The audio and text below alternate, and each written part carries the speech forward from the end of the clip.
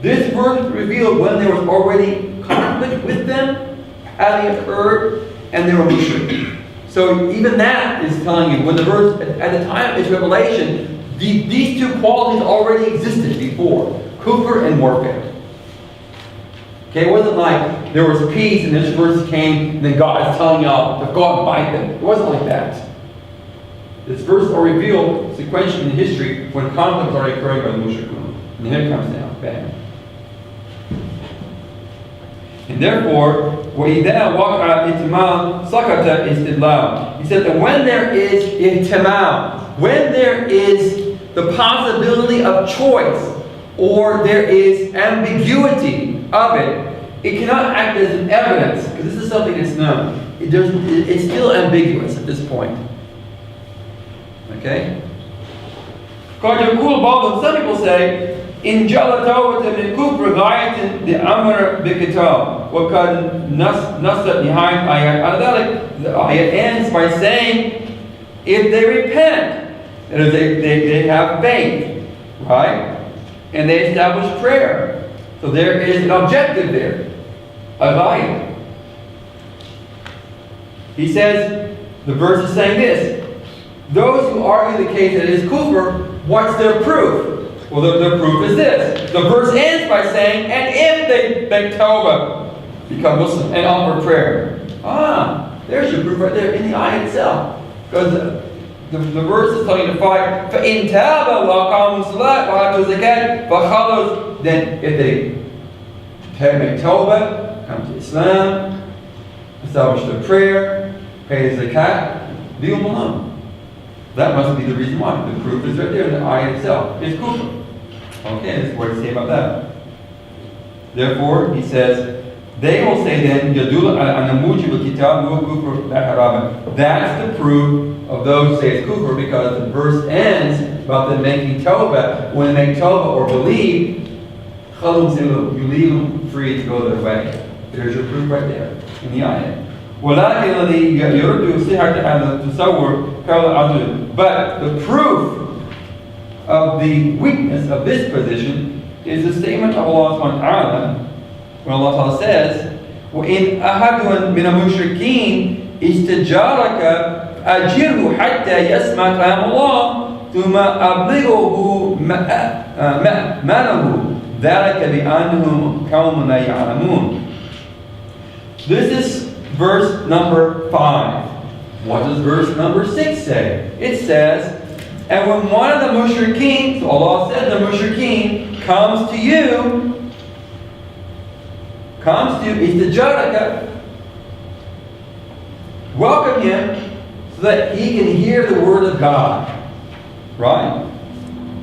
ثُمَّ أَبْلِغَهُ مَأْمَنًا, and then take him to a safe place.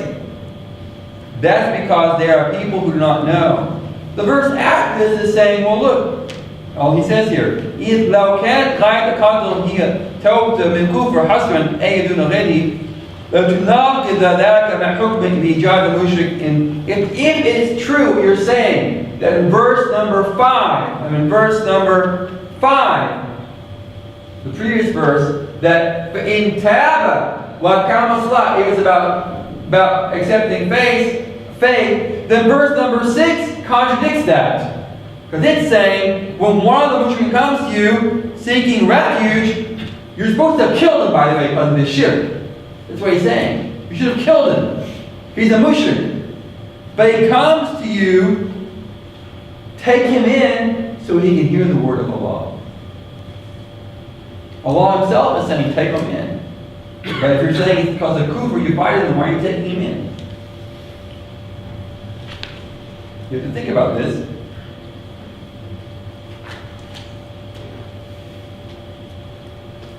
So he says, وتناقض مع حكم بإيصاله بعد ذلك مع حمايته ورعايته له بحيث يجب تأمينته ومأمنة. You take him in and you give him security, you protect him so he can hear the word of Allah. Well, you should have already killed him by then. Because you fight him because of what? He's inviting you. He's not talking about mushrikeen coming to you. They're coming to you and then inviting you. Now you take them in. So this is his argument that, that doesn't, those who argue against that will say, well, look at the next ayah and follow it through.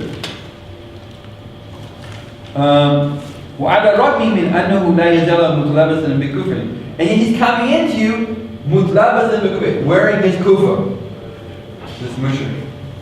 وَلَمْ يَنْتَهِي إِلَى غَايَةِ تَوْبَةٍ مِنْهُ. And he hasn't made tawbah yet. He hasn't believed yet. وَعَلَى الرَّغْمِ مِنْ أَنَّهُ سَيَعُودُ إِلَى مَكَانِ وَالسَّحْبِ الَّذِينَ يَتَاهُ لَهُ أن يجعل منهما منطلقا إلى خير جديد ضد المسلمين. Listen to this. The verse says, if one of the mushrikeen comes to you, he said, take him in, give him security, so he can hear the word of the law, ثم أبلغه مأمنه, and take him to a safe place where he's secure. That means out of your community.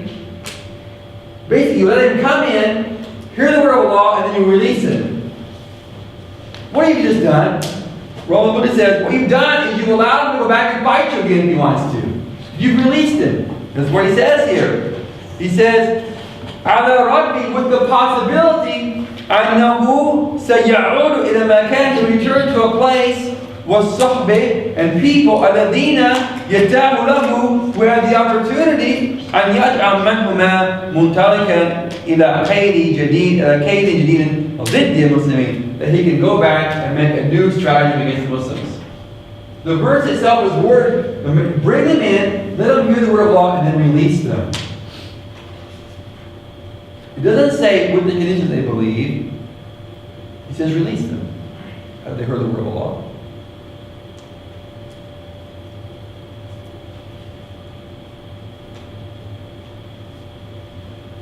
So he says, when one considers then that there is a conflict with the reading, a contradiction if you don't read these verses properly. If you take the first, number 5, and don't accept number 6, you've got a conflict there. You've got to explain the next verse.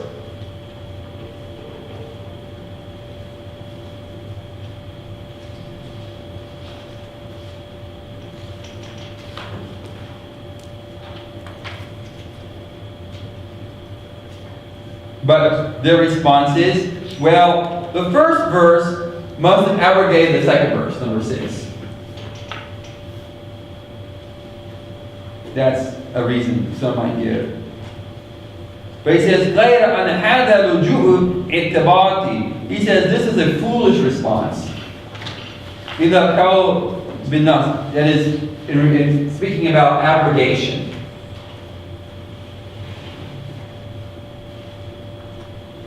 First of all, he says, when you understand the rulings, the qawa'id, the rulings of how you apply nas, this one would not meet those conditions. So you have to go back and understand the concept of nas and mansub. When you apply those understandings, you won't find that these two verses go that way. He doesn't get details, but he says this is what you're going to find out.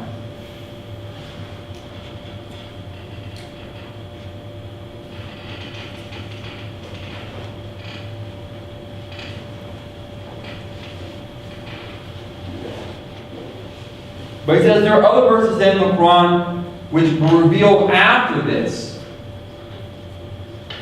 On these two verses, which help us to clarify. The first is this. Is the verse that was revealed after these two verses in historical sequence. It is from Surah At-Tawbah, verse number 13. أَلَا تُقَاتِلُوا قَوْمًا نَكَثُوا أَيْمَانَهُمْ وَحَمُّوا بِإِخْرَاجِ الرُّسُولِ وَهُمْ بَادُؤُكُمْ أَوَّلَ مَرَّةٍ أَتَخْشَوْنَهُمْ فَاللَّهُ أَحَقُّ أَن تَخْشَوْهُ إِن كُنتُم مُؤْمِنِينَ.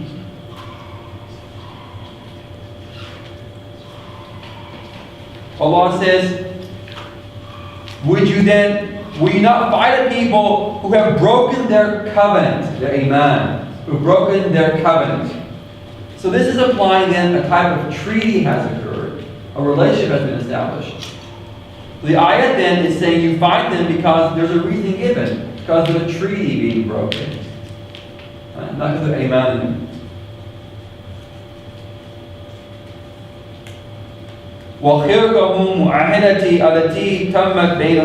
They had broken a covenant which they had completed between themselves and between the Muslims. وَبَدَأَهُمْ بِالْغَدْرَ عَدْوَانٍ. And therefore they betrayed them. They betrayed the Muslims. And they opened up hostility towards the Muslims. وَهَذَا ضَعِيٌّ حَاسِمٌ بِأَنَّ مُوجِبَ كِتَابِ الَّذِي نَزَلَ آيَاتٍ سَيْفٍ مِنَ الْأَرْضِ. This itself, this verse number 13, was revealed after verse number 5 historically.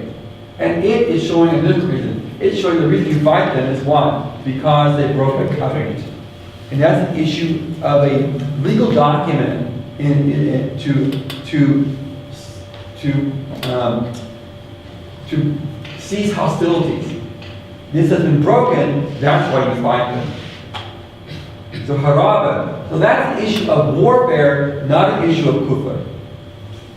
Okay, that's an issue of haraba, not of kufr. So, there's also evidence from this from the statements of the companions.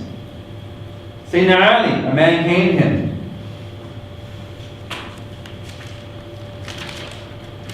He says, من ذلك ما رأى سعد ibn Jubair قال جاء الرجل إلى علي ibn Abi. Sa'id ibn Jubair narrates, a man came to Ali ibn Abi Talib. Because he said, إن أراد رجل منا أن يأتي محمدا بعد انقضاء أمر أشور فيسمع كلام الله أو يأتيه بحاجة قتل. A man came to Ali and said this: If a man comes to us to visit Muhammad after these 4 months, or to submit to Muhammad, to come to Muhammad after the completion of these 4 months, to hear the word of Allah, or to meet a need, should he be killed? Ali asked this. فقال سيدنا Ali, لا, no. إن الله تعالى Allah has said, وَإِنْ أَحَدٌ مِنَ الْمُشْرِكِينَ اسْتَجَارَكَ فَأَجِرُهُ. He cited verse number 6 as his evidence. So Sayyidina Ali is citing verse number 6 when he's asked point blank, if one of them comes to us after these 4 months, should we kill him or not? He said no, and he cites verse number 6. I would assume Sayyidina Ali knew what he's talking about. And then there's what is narrated from Imam Ahmed Sani with his own sentence on Asma bin Abi Bakr, that Asma bin Abi Bakr, so this is after these verses were revealed, speaking about her mother. Qadamat Ummi, my mother came, when he a mushrik, and she was a mushrik. I came to the Nabi, وقلت يا Rasul, I said, Inna Ummi Qadamat wa hiya radiba, my mother's come to me, and she's coming to visit. فأصليها, should I be nice to her? Naam, salli ummik, show kindness, show goodness towards your mother, show deference towards your mother. He didn't. He should have said what? Kill her.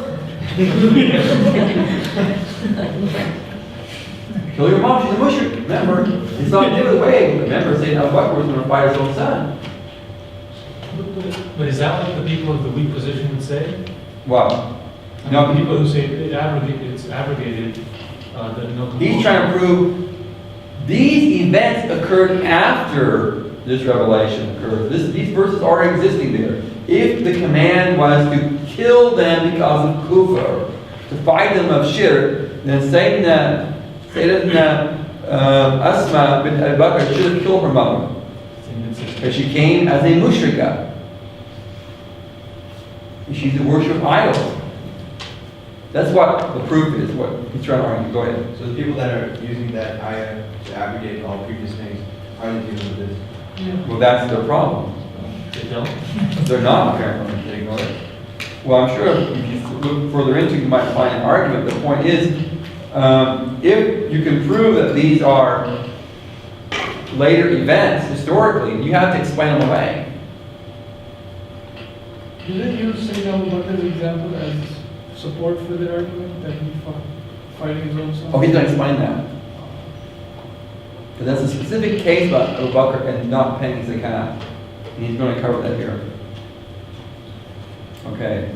So far his arguments are, here we have the sequence of the verses. the verses were revealed either at the time or after. You've got Sahaba and Ali using that verse to counter the argument, saying that Asma is her mother's a mushrik. It's a post-revelatory event. She's not told to kill her mother. Something like that, you know. Alhamdulillah. Because they would kill their parents, you know, I suppose. Imam Hakim narrates from Abdullah ibn Zubair, قدمت قتيلة بنت عبد العزة على بنتها أسماء بنت. So Qutayla, this is Asma's mother. Qutayla bint Abi Izza came to her daughter Asma Abu Bakr, bihidayah wa thiyab, with presents and clothes, was summoned, and other things. One was like bringing oil and fat and stuff like that. She's bringing gifts. فَلَمْ تُقْبَلْ هَدَايَهَا, but she wouldn't accept her mother's gifts. وَلَمْ تُدْخِلْهَا, and she would not allow even her mother to enter her home. فَسَأَلْ عَيْشَ لَهَا, so Aisha went and asked the Prophet about this. But then the Prophet said this: لا ينهاكم الله عن الذين لم يقاتلوكم. Allah has not forbidden you those who do not fight against you. And remember, this verse was revealed when? After the verse 5 of Tawbah. The Prophet cites this verse to Sayyidina Aisha to tell her sister. That is another proof that this verse came later, and also that it's not the issue of kufr. It's something else. And so when she received this, she let her enter her home at that time, and she accepted the gifts. When the Prophet cited this verse of the Quran, so obviously Asma must have had some understanding about having some negative relationship towards her mushrik mother. And she needed she needed something, and so Aisha goes and asks the Prophet, what are we going to do? And he recites this verse, that's what you do. So okay, you got, of course, obviously there's a problem here, if you want to say, well, we still have the issue of, we agree that Asma's mother came. She wasn't a Muslim, she was mushrik, and there was a problem. The problem was resolved by understanding that she wasn't to be harmed in any way. That's the minimum technique. You know, the riwayat are slightly different context perhaps, but the basic outcome is the same. That's a pretty common problem when it comes to hadith though. But here we are stuck with hadith, right? In order to work this problem.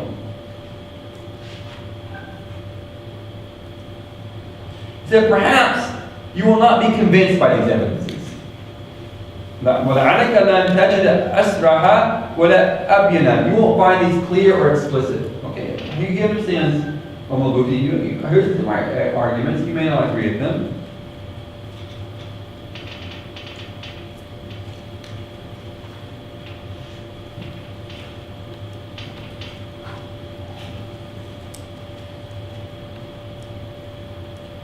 He says, لَنْ تَجِدَ أَسْرَهَا وَلَا أَبْيَنَا من هذه الآيات التي استشهد بها رسول الله صلى الله عليه وسلم دالة على أن المشركين الذين نزل آيات القتال بحكمهم إنما أنزل الله بحكمهم ذلك الحرام الذي كان يمارسونهما لا الكفر الذين كان يتصفون بها. You might still accept this position that it's haraba, warfare, not kufr.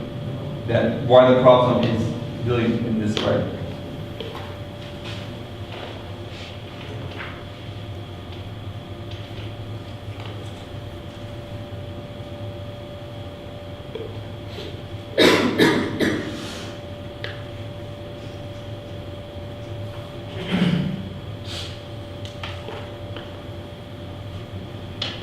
Another point he brings up then is this. Hold on a second. وهكذا تناسق آيات الناهية عن القصر وإقراء الدين وأمرت ببر من لم يمارس أي إساءة إلينا منهم وقصدهم الآيات أمر بقتلهم وقعود كل مرصدا لهم نظر إلى أنهم بدوا الحيوانات وأكبر. Where he said that So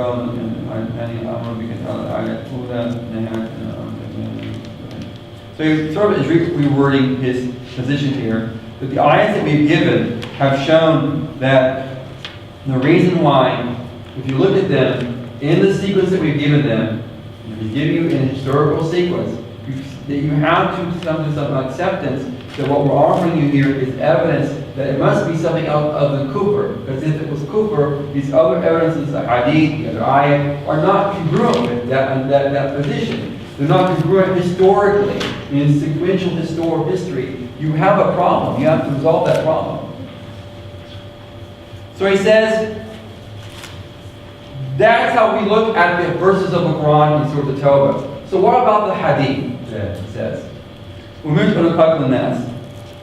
the first one is the mushkila arises out of the word, the verb itself, uqatil. Without giving you all the Arabic here. You got to distinguish between the verb uqatila and aqtalu. Because there's a big difference between the two. You all know the difference. What's the difference? Rashad? Huh? It's the alif musharaka between them. That's the difference. So, those of you should learn Arabic. As I wrote here, right? Is this. It's this alif right here. The original verb is qatala, right? The trilateral. You add an alif that becomes Roman numeral 3 pattern, and it's this alif which is important. Because they have different meanings. Because qatala means to kill, and qatla means to fight. And those are different meanings. And the Prophet and most of the verses of the Quran are all saying, fight, not kill. Okay? So he says here, لَقَدْ كَانَ حَدِيث مُشْكِلًا حَقًّا لَوْ كَانَ النَّاسُ. If the Prophet said, أُمِرْتُ أَنْ أَقْتُلَ النَّاسِ. If the Prophet said, I have commanded to aqtula, without the alif middle, I have commanded to kill people, you would definitely have a problem with this hadith. He said, definitely. But that's not the word of the hadith. إذ هو يتناقض عند صار آيات أحاديث كثيرة. Because then that hadith would be in contradiction to other hadith and verses of the Quran. Using that verb. Not uqatil. Okay?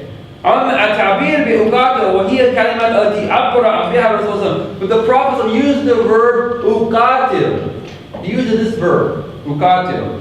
فما أجمع عليه ورواية. And all the narrations agree with this wording. فليس في هذا الدين تحقيق ما يناقض النصوص. And this word doesn't have a problem in contradicting other textual evidences, he says here. And so it's like he said here, this is the wazn ala musharrika, the shared or cooperative pattern, where you share the activity. وَتَوَاسَوْا بِالْحَقِّ وَتَوَاسَوْا بِالصَّبْرِ in Surah Asr, and join each other into patience, and join each other in the truth. It's mutual activity here. It means it's shared activity. You share the activity. Okay?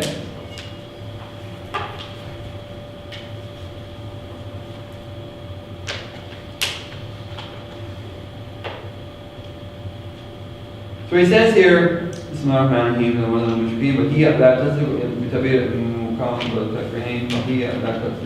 I'm trying to cut this very quickly.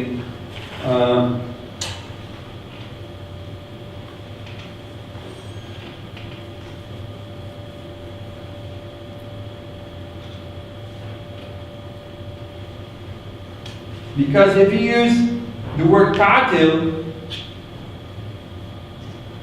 that's what I want to say. The cause مقاومة للعباد هي الذي يسمى مقاتلا. أما بدائي فهو أبعد ما يكون عن يسمى مقاتلا، بل هو يقينا يسمى قاتلا بالتوجه وهجوم أو فعل وتنفيذ، إذ لا ينشأ مانع اشتراك إلا لديه النحوذ الثاني لمقاومة الدفاع. When you use the word qatala, it just implies the idea of assaulting someone and killing them, and however you want to do it. And you turn towards them and you do that. And it's not a shared activity. He mentions this here.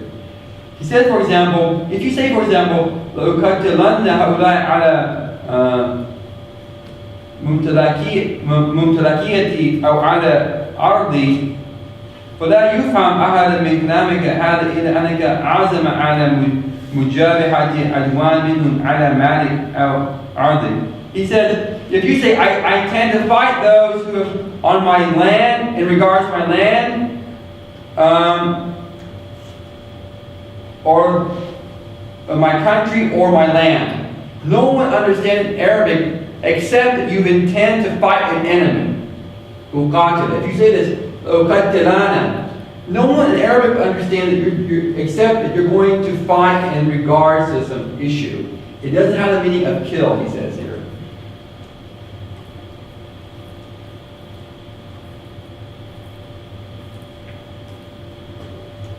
He says, فَقَاتَلَكَ لَهُمْ إِنَّمَا يَأْتِي بَعْدَ تَوَجُّهُمْ إِلَيْكَ بِعِدْوَانٍ. And you would only fight,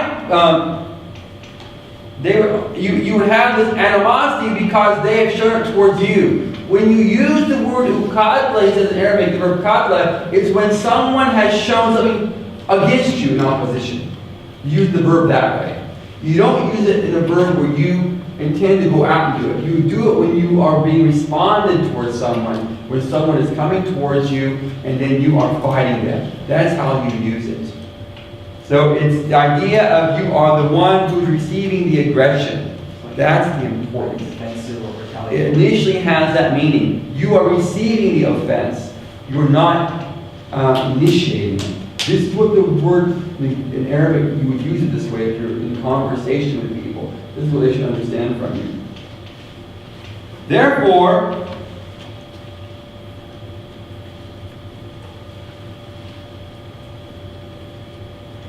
you don't say لَأَقْتَلَانَ حَوْلَ عَلَى مَالِي أَوْ عَلَى أَرْضِي.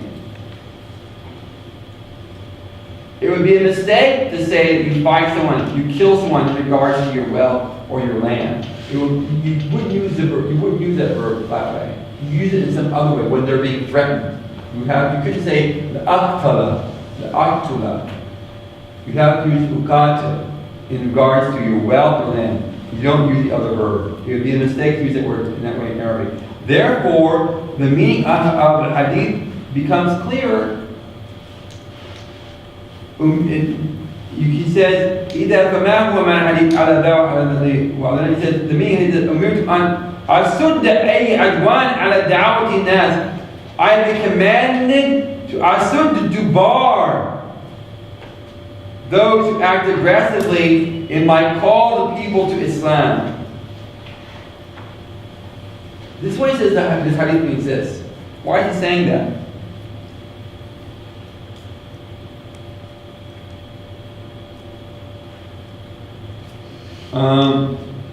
He narrates from Sahih Bukhari, the Prophet saying this.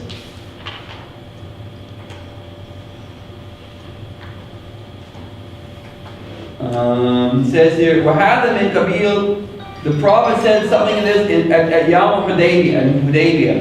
وَإِنَّهُمْ أَبُو وَوَالَّذِي نَفْسِي بِيَدِي لَأُقَاتِلَنَّهُمْ عَلَى أَمْرِي هَذَا حَتَّى تَنْفَرَ سَلَفَتِي. The Prophet said at Hudaybiyah, if they reject, that is, they've been called to Islam, and they reject Abba, the verb Abba, to reject. For وَالَّذِي نَفْسِي, by the one who holds my hand, I shall then bind them على أمري هذا, to that which I've been commanded.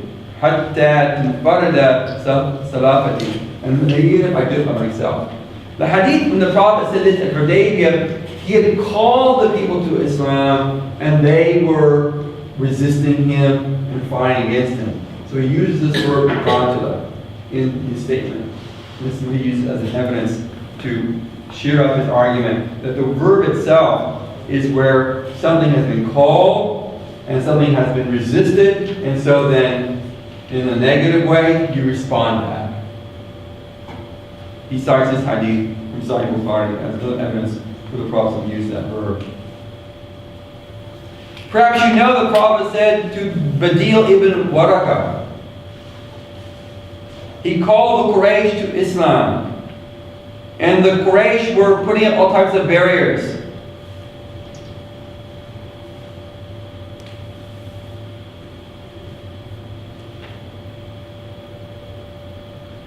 So he's continuing here on this explanation.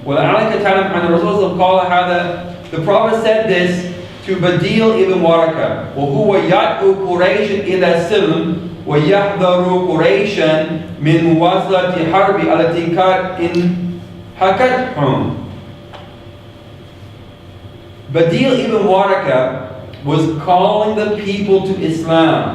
He went there as a delegate on the Prophet to warn the Quraysh against continuing their warfare, because there's no warrant in it. And then the Prophet said this statement: if they if they refuse, then by the one who holds my soul, I shall fight them with that which I've been commanded. So the Prophet had already sent a delegate to try to stop them in their conflict, and that was Badil ibn Waraka. So the idea is that he uses this argument that qatala means you've been fought against, and you are responding back. That's what it means, used in that context. Not to be the aggressor, but to respond to an aggressor. He said, this therefore is an explicit text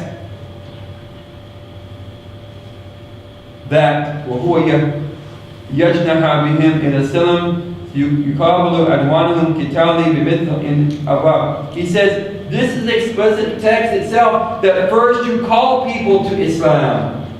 And if they refuse and they work against you, then you can fight them. This is in itself is a different evidence for that.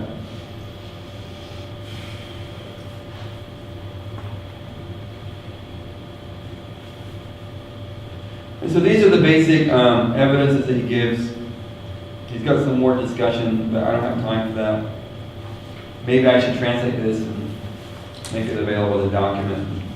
So you guys can give me and use me. I can translate this for you.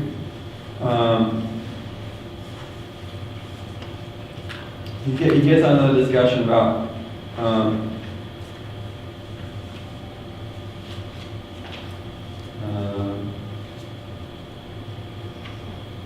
if this position is weak, and how can you respond to it a little bit more. Where he gets into it going, actually, he starts in that part. He's talking about what about them paying zakat then? You know, why is it that Abu Bakr decided about paying zakat and not about issues of prayer? And he gets into the discussion, which I'm running out of time to do that. I don't want to keep you guys any longer. I can talk about all that stuff. Didn't finish my PowerPoint, did I? Finish my PowerPoint? So can you please? Go ahead. Go ahead. Why do you want to clarify what? I was going to say, can you send that to us? I can send it. You want the Arabic?